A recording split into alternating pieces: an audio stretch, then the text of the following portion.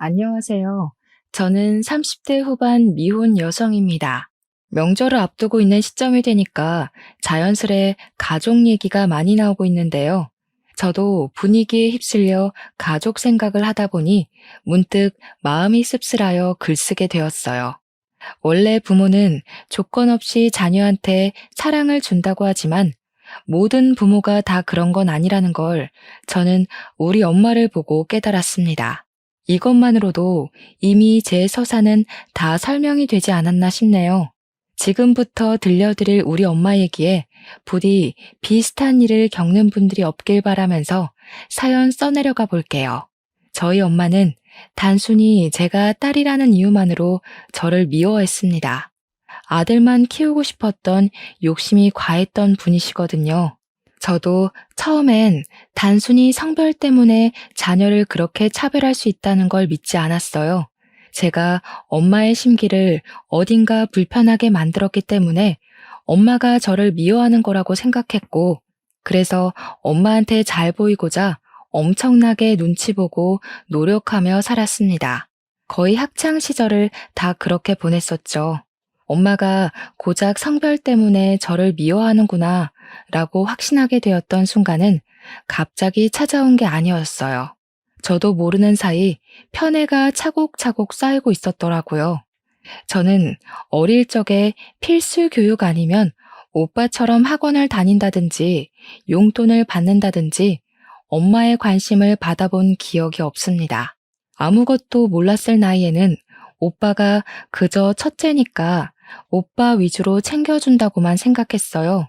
그런데 친구들한테 가끔 내가 엄마한테 맞았다고 아무렇지 않게 얘기를 하면 친구들이 놀라면서 친엄마가 맞냐고 물었어요. 그건 제가 성인이 되어서도 친구들에게 들었던 말입니다. 저는 친구들을 통해서 원래 엄마란 사람이 어떤 존재, 어떤 이미지인지 느껴봤어요. 아예 모르고 평생 모르다가 죽는다면 엄마가 이렇게까지 밉지는 않았을 것 같네요. 어쨌든 저는 사회적 시선이 트이면서 저희 엄마가 잘못된 사람이라는 걸 확신하게 되었죠.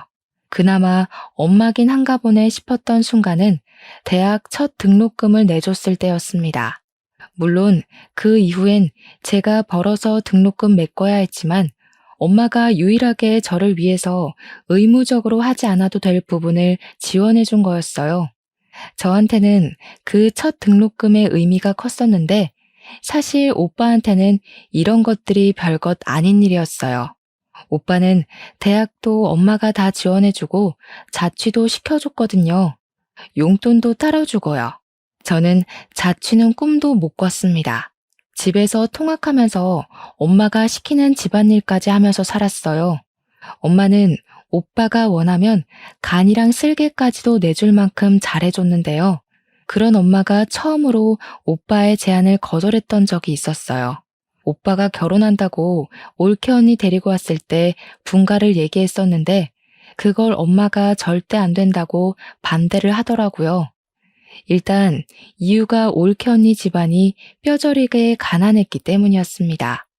자기 돈으로만 장만한 집에 아들이 아닌 며느리가 같이 얹혀 사는 것이 싫다고 하셨어요.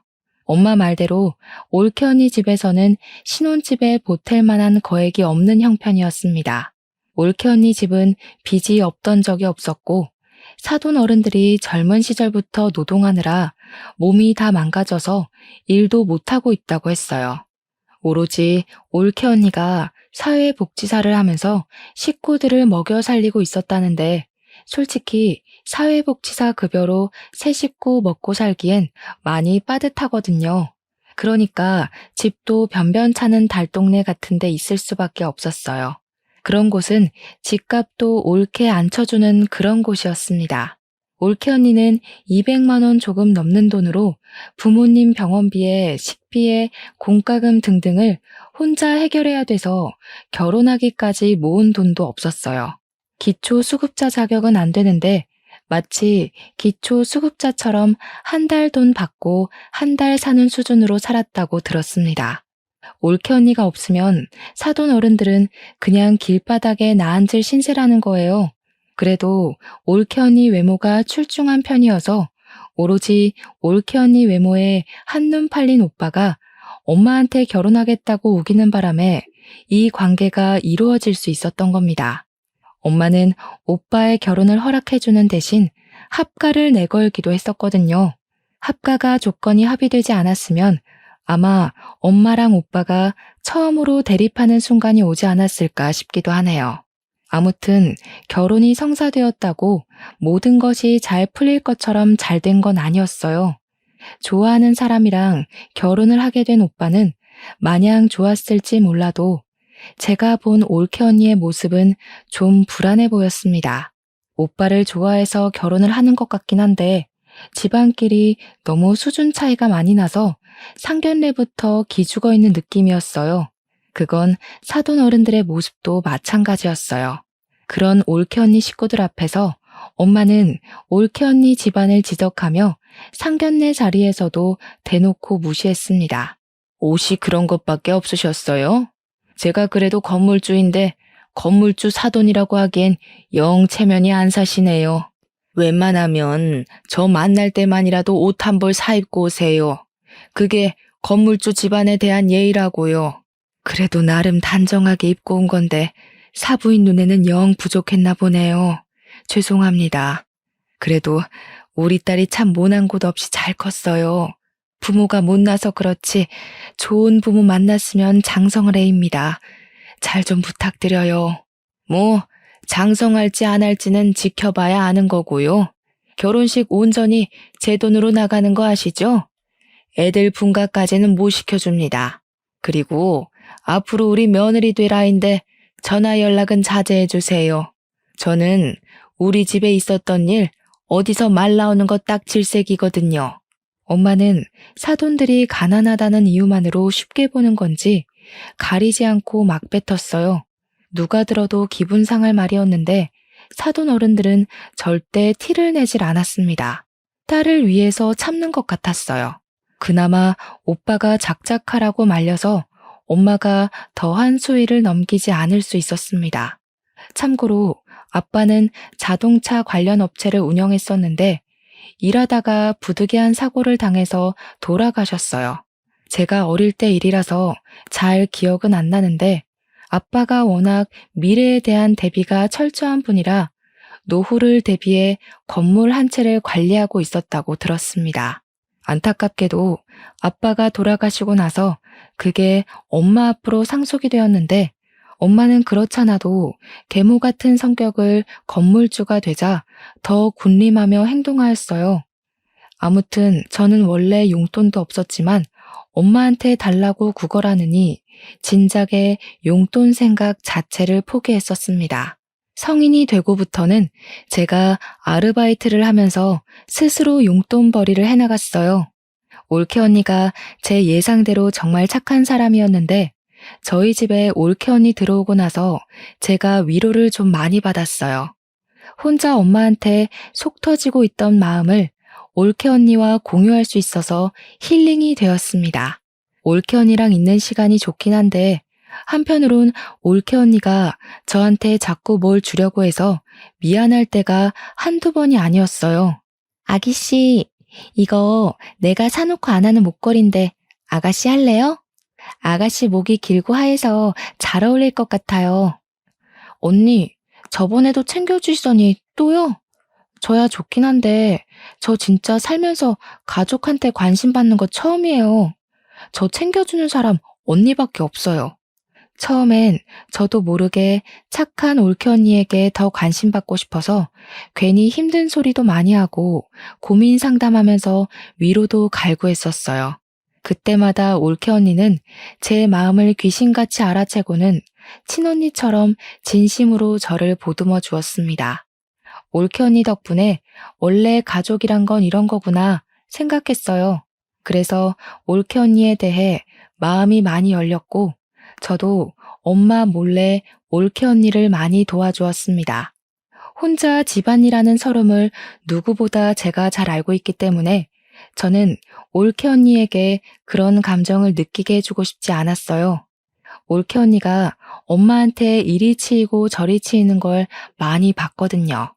엄마는 그냥 여자를 싫어하는 건지 저한테만 괄시를 했던 게 아니라 올케 언니도 그저 여자에 가난까지 더해서 심하게 미워하더라고요. 아유, 너는 가난한 냄새를 아주 달고 다니는구나. 어디 가서 내 며느리란 소리 하지 마라. 급이 안 맞아서야 원. 엄마는 저한테 그랬던 것처럼 올케 언니에게 막말을 서슴지 않되 다행히도 손찌검은 안 했고 이래라 저래라 명령질만 장난이 아니었습니다. 올케 언니가 사소하게 실수하는 것도 전부 트집 잡는 걸로 모자라 올케 언니의 살림 방식을 굉장히 싫어했어요. 야, 너 화장실 식초로 씻었니? 꾸진 년이 꾸진 짓만 하고 있네. 이 집에 비싼 물건들이 얼마나 있는데 냄새 배게 하려고 작정했어? 당장 환기시켜. 이런 식으로 올케 언니가 욕을 먹을 때면 제가 그거 달래준다고 늦은 새벽에 제 방으로 올케 언니를 몰래 불러서 맥주 한잔하며 엄마 뒷담 많이 깠습니다. 저도 저지만 올케 언니도 제가 아니었으면 이 집에서 못 버텼을 거라고 고마워해줬어요. 그렇게 저희 둘은 갈수록 사이가 많이 돈독해졌는데 얼마 안 가 대학을 졸업한 저는 집이랑 좀 먼 곳에 취업이 되어 독립을 하게 되었어요. 그간 제가 아르바이트 하면서 안 쓰고 모은 돈이 있어서 보증금 마련은 충분했습니다. 드디어 엄마한테서 해방될 수 있었다는 생각에 무척 신이 났었지만 한편으로는 혼자 남게 될 올케 언니가 걱정이 되어서 썩 좋지도 않았어요. 하지만 제가 올케 언니를 데려올 수 없는 상황이잖아요. 만약 올케 언니가 정말로 제 친언니였다면 저는 망설임 없이 올케 언니를 데리고 나왔을 겁니다. 어쩔 수 없지만 올케 언니와 헤어져야 했던 저는 연락을 자주 하기로 하고 아쉬운 작별을 했어요. 실제로 올케 언니랑 몇 달 꾸준히 연락을 하면서 가족보다 더 가족처럼 안부를 묻고 살았습니다. 그러던 어느 날 올케 언니한테서 자정이 다 되어 연락 온 건 그날이 처음이었는데요.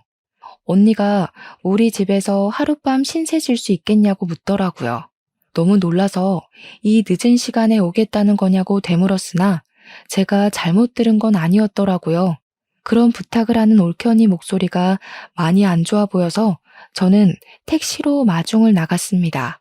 오랜만에 본 올케 언니는 얼굴이 말이 아니게 헬쑥했고 뺨이라도 맞았는지 한쪽 볼이 부어 있었어요. 이거 왜 이래요?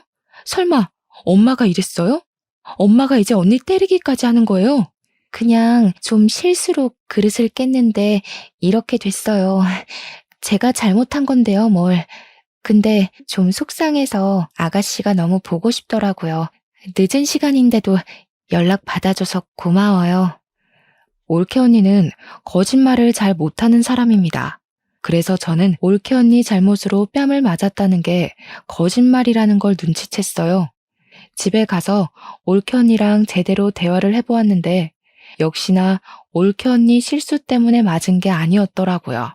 오빠가 올케 언니한테 반찬 투정을 했는지 실수로 접시를 밀어서 그릇을 깨트렸는데 엄마가 그 소리를 듣고 방에서 뒤늦게 나와 확인하고는 냅다 올케 언니 귀싸대기를 날렸다는 겁니다. 한 대가 아니었다는 것은 더 충격이었어요. 그런데 여기서 더 황당하고 짜증났던 건 올케 언니가 엄마한테 맞고 있는 그 상황에서 오빠는 올케 언니를 향해 혀만 끌끌 차고 있었다고 하지 뭡니까? 언니한테까지 그럴 줄은 몰랐는데 진짜 그 사람들 정신이 나가도 단단히 나갔네요. 이거 가정폭력이잖아요. 언니가 신고하겠다고 하면 제가 무조건 도울게요. 우리 신고합시다. 괜찮아요. 그냥 오늘 밤만 좀 재워줘요. 내일 아침 일찍 들어가 봐야 돼서 먼저 좀 잘게요. 올케 언니는 우리 집에서 더 큰 보복이 돌아올까봐 두려워하는 얼굴이었습니다. 올케 언니가 한 번은 오빠한테 이혼 얘기도 했었다는데 오빠가 그걸 엄마한테 고자질하는 바람에 엄마가 또 올케 언니를 잡아먹으려 했다네요. 우리 엄마 성격에 자기 아들 커리어에 이혼 이력이 남는 게 싫어서 이혼을 절대 거절했을 거란 말이죠. 아마 그때도 올케 언니가 엄마한테 맞지 않았을까 싶은 생각이 들었어요. 이왕 우리 집에 온 거 올케 언니가 오늘만큼은 마음 편히 잠을 자고 갈 수 있도록 방안을 최대한 따뜻하게 만들어 주었습니다. 다음 날은 뭐 그리 빨리 오는 건지 올케 언니를 웬만하면 보내기 싫었는데 어쩔 수 없이 배웅을 하면서 혹시라도 무슨 일이 있으면 언제든지 찾아오라고 우리 집 비밀번호도 알려줬어요. 올케 언니는 정말 고맙다고 하고 그렇게 지옥 구덩이로 돌아갔습니다. 그리고 저는 올케 언니를 그렇게 보낸 걸 여전히 뼈저리게 후회하고 있어요. 제가 다음으로 들은 올케 언니 소식은 유감스럽게도 사망 소식이었거든요. 일하다가 연락을 받았던 저는 상부의 얘기에 이를 빼고서 장례식으로 헐레벌떡 달려갔습니다. 올케 언니 영정사진과 그 앞에서 울고 있는 올케 언니 부모님을 보았어요. 그리고 그 와중에 소름 끼쳤던 건 눈물 한 방울 안 흘리는 오빠보다 시시덕거리며 조문객들이랑 떠들고 놀고 있는 엄마 모습이었습니다. 아우, 여기 음식업체 어디니? 떡이 굳었네 굳었어. 전화해서 좀 따져라. 돈을 얼마나 줬는데 서비스가 이 모양 이 꼴이야? 그때는 엄마가 다른 날보다 더 사람 같지 않아 보였어요. 엄마의 망언이 빈소 전체로 퍼지고 있는데도 가난한 집안이었던 사돈 어른들은 이 장례식을 차려준 엄마를 차마 뒤집어 엎질 못하고 있었습니다. 사돈 어른들이 더 분에 받쳐서 올케 언니를 향해 울고 있는 걸 제가 더 못 참겠더라고요. 그래서 저는 그간 어릴 때부터 받아온 차별과 멸시와 편애에 대한 서름을 담아서 엄마한테 달려갔어요. 식탁 위에 있는 육개장 그릇을 들고서 그대로 엄마 얼굴에 뿌려버렸습니다. 이년이 돌았나? 이게 뭐야? 뭐하는 짓이야 이 정신 나간 년아. 진짜 정신 나간 게 뭔지 보여줘? 사람이 이만큼 정신 나가도록 한 게 누군데 이제 하다못해 사람까지 죽였어. 엄마는 살인자야. 엄마가 뭔데 잘 살려고 하는 사람들을 죽여버려. 엄마는 눈에 들어간 육개장 때문에 제 말을 듣지도 못하고 발만 동동 구르며 따가워하고 있었습니다. 제 얘기를 들었다고 하더라도 고춧가루 통증 때문에 대답을 할 수 없었다고 보는 게 맞겠네요. 엄마가 너무 소란 피우면서 휴지를 찾으니까 누군가가 서둘러 휴지를 가져왔는데 저는 그걸 뺏어 들고서 신발장 밖으로 던져버렸어요. 그리곤 엄마 머리채 잡고 잡아뜨리고는 올케 언니 죽인 죄로 경찰에 신고할 거라 겁박을 주었습니다. 이년이 먹여주고 키워줬더니 누구 편을 드는 거야? 자기 혼자 죽은 년을 뭘 내가 죽였대? 나도 짜증나 죽겠다고. 갑자기 죽어버려서 사람 돈 쓰게 만들고 말이야.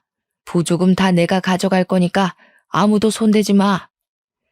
올케 언니가 삶을 스스로 포기했을지언정 그렇게 만든 원인은 당연히 엄마랑 오빠라고 생각했습니다. 손만 안 댔다 뿐이지 올케 언니에게 엄마랑 오빠는 분명한 가해자였어요. 장례식장은 첫날부터 시끄러웠습니다. 제가 엄마를 막대하고 있자 뒤늦게 오빠가 달려들어서 저를 밀쳤는데 그대로 밀쳐지는 저를 사돈 어른들이 붙잡아 주어 넘어지진 않았어요. 사돈 어른들은 저를 보고서 용기를 얻은 건지 이제야 엄마한테 한 소리를 하기 시작했습니다. 이 악마 같은 사람들, 우리 딸을 감히 총부리듯 부려요? 어쩐지 우리 같은 집안을 사돈으로 받아준다고 할 때부터 이상했어. 우리 딸 이런 식으로 부려먹고 죽이려고 데려간 거지? 어디서 가난뱅이 주제에 건물주한테 큰 소리를 쳐요? 아무것도 없이 쓸모없는 몸뚱이만 들고 시집 왔으면 그 정도는 감당했어야지. 세상에 공짜가 어딨어? 내가 정신 나갔다고 남의 집 거지 새끼를 애지중지하며 데리고 살겠어? 내 딸 입에 들어가는 쌀 한 톨도 아까운 마당에?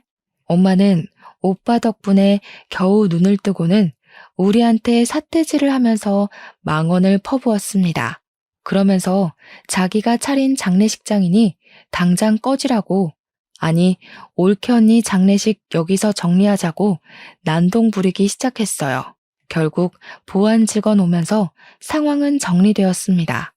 보안 직원 지키고 있는 가운데 올케 언니 장례식은 3일을 겨우 보낼 수 있었어요.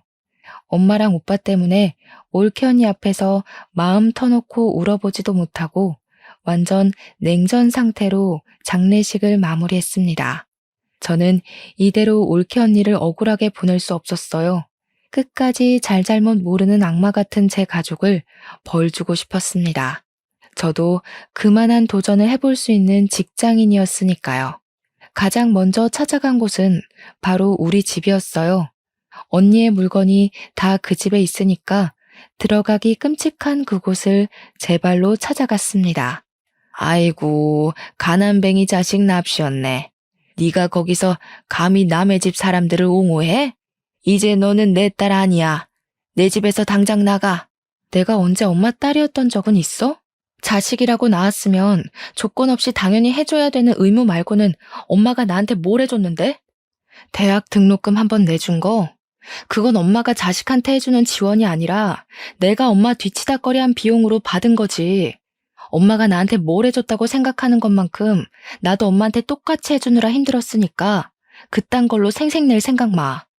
그 뒤로도 엄마가 제게 시비를 걸었는데 그냥 무시해버렸습니다. 저는 오빠가 출근하고 없는 방으로 들어가 올케 언니 물건을 뒤졌어요. 그런데 감쪽같게도 올케 언니 물건이 없더라고요. 설마 벌써 내다 버린 건가 싶어 불안감이 엄습해왔습니다. 당장 엄마한테 가서 올케 언니 짐 어쨌냐고 따졌더니 엄마가 콧방귀를 끼대요. 아, 그 꾸질꾸질한 옷들? 저 방에다 처박아뒀다.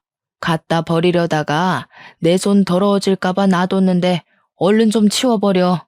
괜히 돈 빼먹는 귀신이라도 붙을라. 저희 본가에는 창고로 쓰는 방이 하나 있었는데 그곳은 보일러도 안 들어오는 방이에요. 엄마가 그곳을 가리키길래 문 열고 들어가 봤습니다.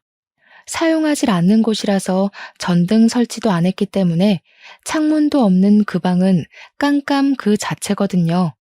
그나마 거실에서 들어오는 불 때문에 문을 열면 안이 보이는 정도였어요.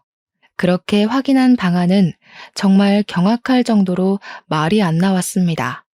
올케 언니가 저 없는 동안 내내 여기서 지냈는지 베개랑 이불 곱게 개어져 있었고 언니 옷 몇 개랑 신발까지 전부 이 안에 있더라고요. 이 방에서 생활을 했던 것 같았습니다. 그걸 보자 미친 듯이 부하가 치밀어 오르면서 눈물이 났지만 참았어요.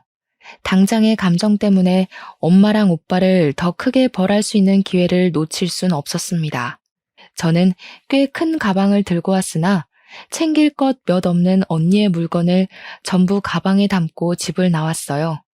나올 때도 엄마가 근처 얼씬도 하지 말라는 욕을 하길래 대문을 한번 발로 차주고 돌아섰습니다.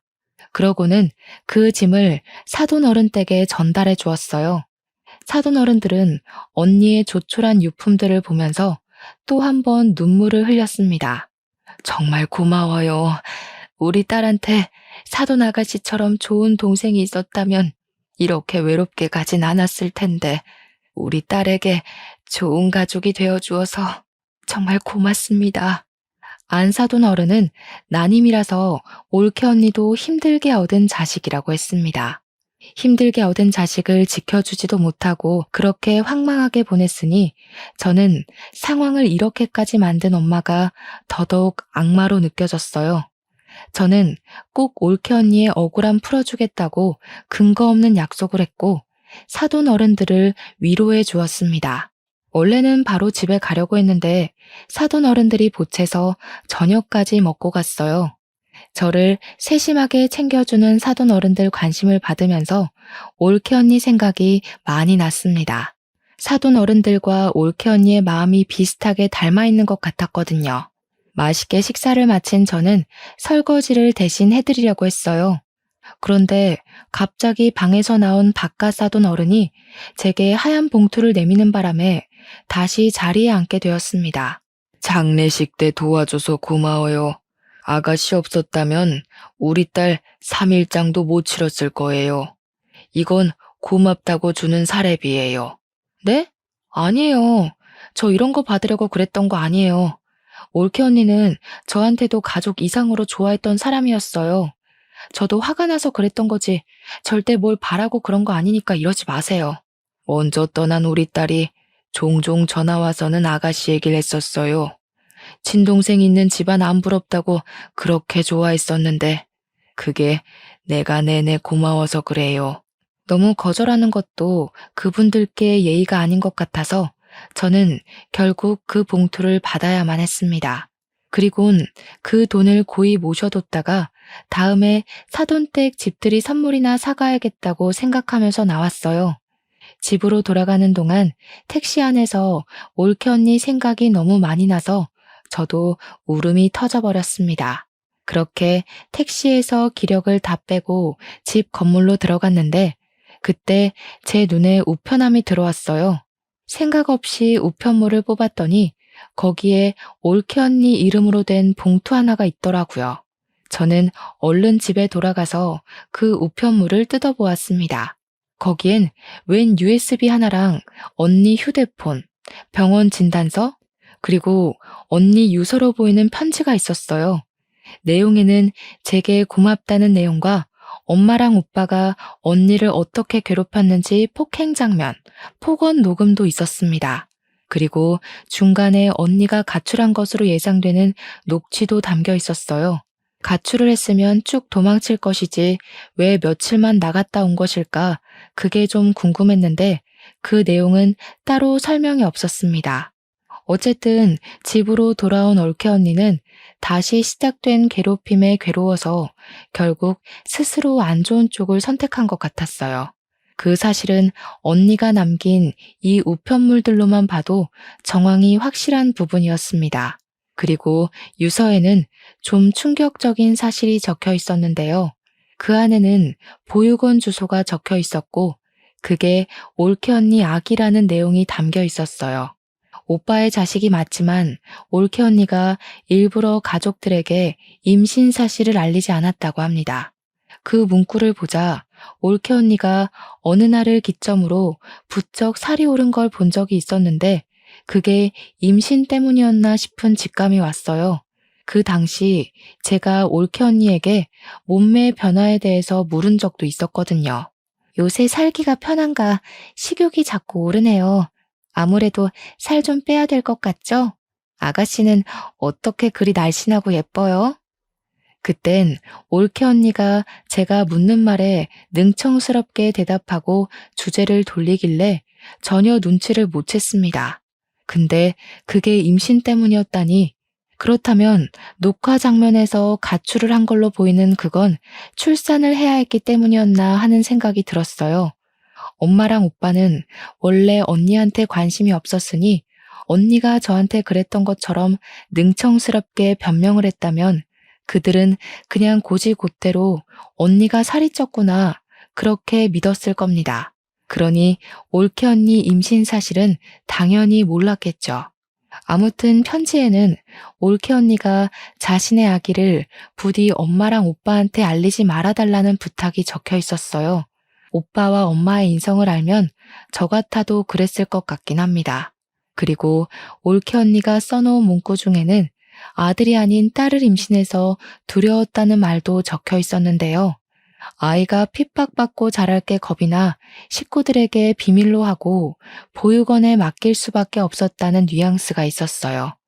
자신의 자식도 제대로 안아보지 못하고 죽을 준비만 했을 언니의 마음이 얼마나 썩어 문드러졌을지 굳이 눈으로 확인하지 않아도 알 것 같아서 너무 속상했어요.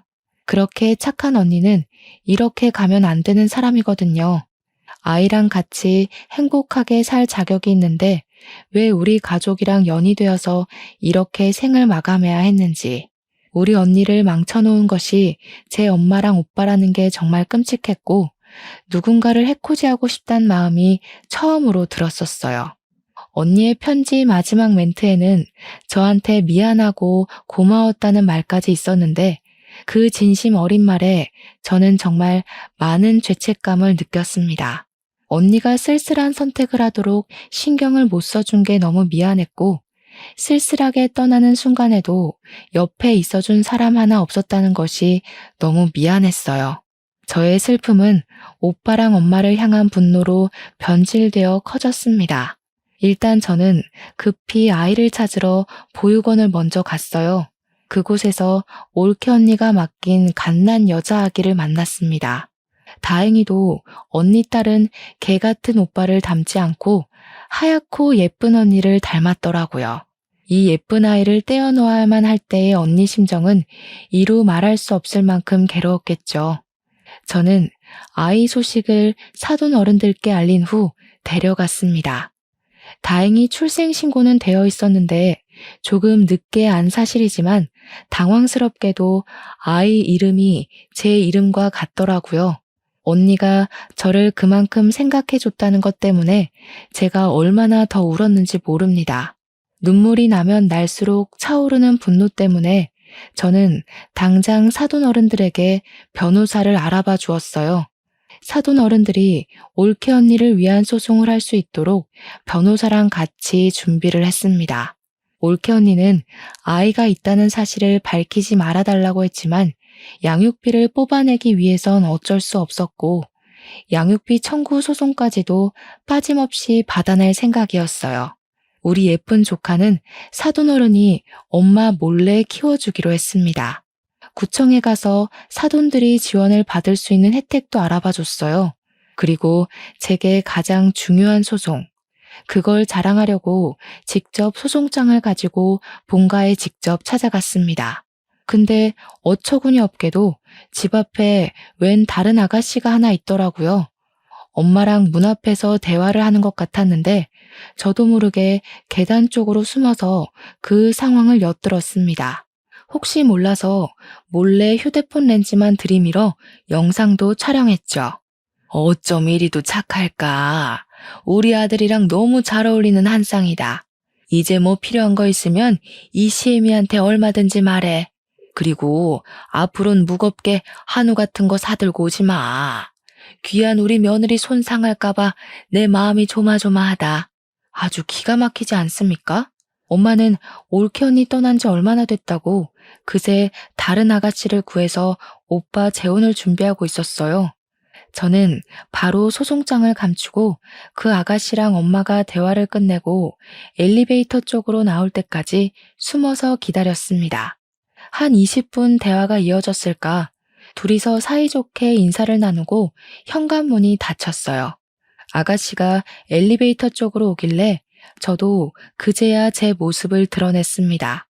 제가 먼저 아는 체를 했더니 아가씨가 당황하면서 저더러 누구냐고 묻더라고요.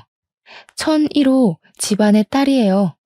보아하니 저희 오빠랑 결혼 준비하시는 것 같은데 저희 엄마가 엄청나게 꼬리치고 있는 거 보니까 좀 잘 사시는 분인가 봐요. 네? 어머님이 외동아들 하나 있다고 그랬는데요. 누구신데 뜬금없이 나타나서 그런 말 하세요. 알지도 못하는 사람을 왜 상대해줘야 하는지 모르겠네요. 비켜주세요. 긴 말 안 할게요. 저희 오빠랑 결혼하지 마세요. 만난 지 얼마 안 되셨을 거 아니에요. 저희 올케 언니가 죽은 지 얼마 안 됐으니까. 저희 올케 언니는 돈 없다고 갈굼당해서 죽었거든요. 그쪽은 돈이 있는 것 같은데 이제 엄마가 그쪽 돈 빨아먹으려고 갈굼하겠네요. 제 말이 안 믿기시면 가족관계 증명서 가져오고요.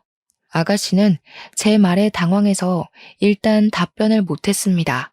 그러다 결국 제가 손에 들고 있던 소송장을 보여줬더니 어느 정도 우리 집안에 문제가 있다는 걸 느낀 것 같았어요. 이 아가씨는 오빠보다 나이 많은 노처녀더라고요. 제 얘기를 믿고 자신과 우리 집안 돌아가는 상황을 설명해 주었는데요. 이 아가씨 엄마랑 우리 엄마는 동창 사이였고 여자 쪽에서 결혼이 더 급한 건지 만난 지 2개월 만에 결혼 약속을 했다고 하더라고요.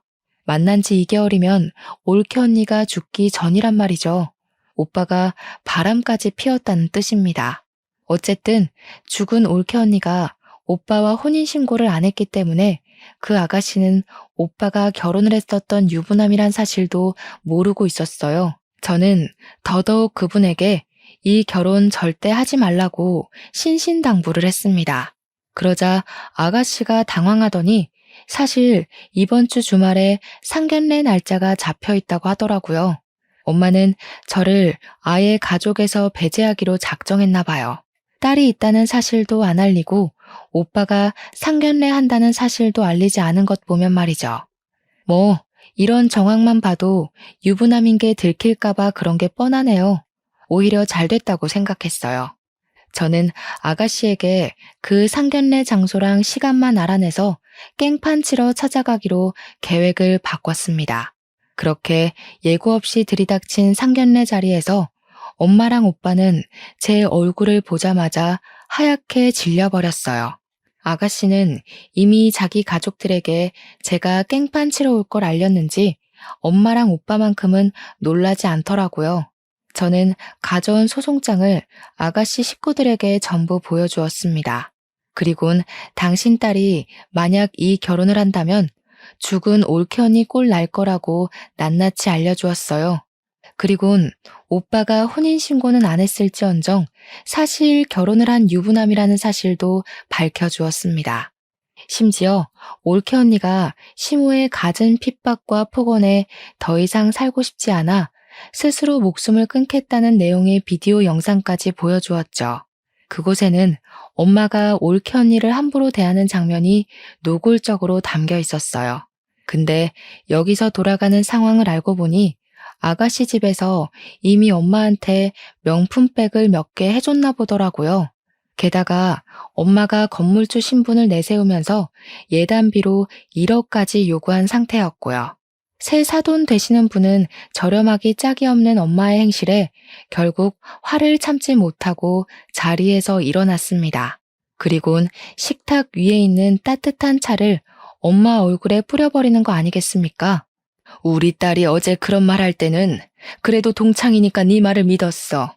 근데 이런 시궁창 과거를 속이고 감히 우리한테 돈까지 바래? 우리 딸은 또 뭐라고 괴롭히면서 죽일 작정이었니? 네 아들보다 나이 많다고 종살이 시킬 생각이었어? 화딱지 나서 못 참겠네. 너 내가 고소할 테니까 두고 봐. 알고 보니 오빠 재혼에 필요한 예식장과 신혼집에 들어갈 가전제품, 신혼집까지 전부 다 아가씨 집안에서 돈을 다 대준 거더라고요. 마치 올케 언니가 우리 집 올 때 우리 집에서 신혼살림 다 대준 것처럼 말이죠. 뭐 올케 언니는 분가를 한 게 아니니까 사실상 그렇게 뭘 많이 해줬다고도 못해요. 지금이야말로 뱉어낼 게 많아진 엄마가 큰일 난 셈이었습니다. 화가 난 아가씨 엄마는 자기가 들인 돈 다 뱉어내라고 소리를 빽 질렀고 당장 사기죄로 신고할 거라며 변호사를 찾으러 자리를 박차고 나갔습니다. 엄마가 나가는 친구를 잡으려고 급하게 따라붙었지만 자기 친구한테 귀싸대기만 맞았을 뿐이었어요. 아가씨 엄마가 돈이 더 많으니까 엄마가 정말 꼼짝도 못하더라고요. 엄마는 그 성질 못 참고 화살을 제게로 돌렸는데요. 엄마가 제 머리채를 잡는 순간 마침 경찰이 들이닥쳤어요. 사실 제가 경찰에 미리 신고를 하고 이곳을 찾아왔거든요. 잘 됐다고 아가씨 엄마도 나가다가 경찰을 마주친 건지 다시 돌아와서는 당장 이것들 다 잡아가라면서 사기꾼들이라고 삿대질을 했어요. 엄마랑 오빠는 찍소리도 못하고 그대로 연행이 되었습니다. 아가씨 엄마는 결혼 준비를 위해 낭비한 금액인 1억을 손해배상 청구했어요. 엄마랑 오빠는 징역까진 안 받고 거액의 위자료를 덤터기 맞는 걸로 판결이 내려졌습니다. 이미 그것만으로 건물이든 집이든 하나는 내놓아야 되는 상황이라서 엄마가 굉장히 화났을 겁니다. 그래서 그런가 우리 집을 찾아와서 대문을 발로 차고 난리더라고요.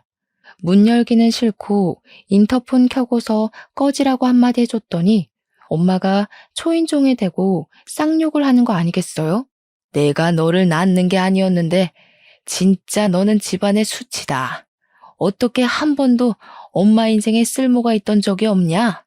2년 때문에 지금 얼마를 손해봤는지 알아? 거지 같은 사돈댁 챙기면서 멋대로 살 거면 영영 나타나질 말던가. 왜 우리 앞길을 망쳐? 고작 이런 걸로 망했다고 횡포 부리면 안 되지. 사돈어른이 양육비 청구도 했어. 이번만 돈 나가는 게 아니라 지금부터 한 20년은 보내줘야 할 거야. 엄마가 건물주라서 양육비 액수도 크게 잡히더라. 어? 뭔 개소리야. 양육비가 뭔지 모르니? 네 오빠랑 죽은 년 사이에 아무것도 없었는데 무슨 수로 양육비를 청구해? 아, 뭐 그새 애라도 하나 입양했나 보지? 그런데 어쩌니? 혼인신고 처리 안 돼 있어서 그 애는 우리 아들이랑 상관이 없는데. 이렇게 멍청한 것도 엄마라고. 고지 곧대로 당하고 산 게 억울하네. 오빠한테 사실 딸 있었어. 올케 언니가 그 집안에서 애 키우면 피 말라 죽을까봐 숨겨두고 있었거든. 조만간 유전자 검사 결과 우편으로 갈 테니까 따질 거면 꼭 확인하고 따져. 아이 소식은 다소 당황스러웠는지 제 말이 끝나도 인터폰 안에서 아무 말도 안 들려왔어요. 거기다 대고 저는 한마디 더 해줬습니다. 딸도 있는데 또 오빠 재혼시키면 내가 평생 따라다니면서 네 아들 혼사길 다 망쳐놓을 거라고 경고를 날렸죠. 저는 그걸 마지막으로 엄마랑 오빠와 대면한 적이 없습니다. 변호사에게서 소식만 전해 듣길 엄마는 위자료랑 소송 금액 그리고 벌금을 내기 위해서 자랑스럽게 떠벌리던 건물을 팔았다고 했어요. 그나마 살고 있는 집 하나는 지킨 것 같더라고요. 물론 그것도 어떻게 될진 모르죠. 양육비를 20년이나 줘야 하는데 과연 오빠 급여 하나 가지고 생활비에 양육비에 사치 쩌는 엄마 용돈에 감당이 될지 모르겠네요. 저는 20살 때부터 가족의 도움 없이 저 혼자 돈을 마련했기 때문에 그들이 망하든 말든 상관이 없었어요. 그들 인생 망쳐놨으니 이제는 그저 사랑스러운 조카를 보는 낙으로 지낼 뿐이었습니다. 조카는 하루가 달리 예쁜 모습을 자랑했는데요.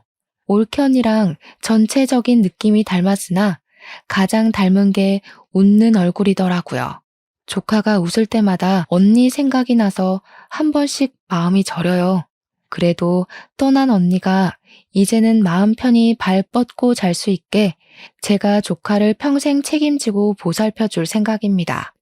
예쁜 것만 보여주고 싶고 걸을 수 있는 나이가 된다면 그때부터 언니가 있는 곳에 함께 데려갈 생각이에요.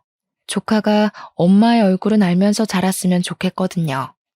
혹시나 아빠를 물어본다면 저는 숨김없이 말해줄 생각입니다.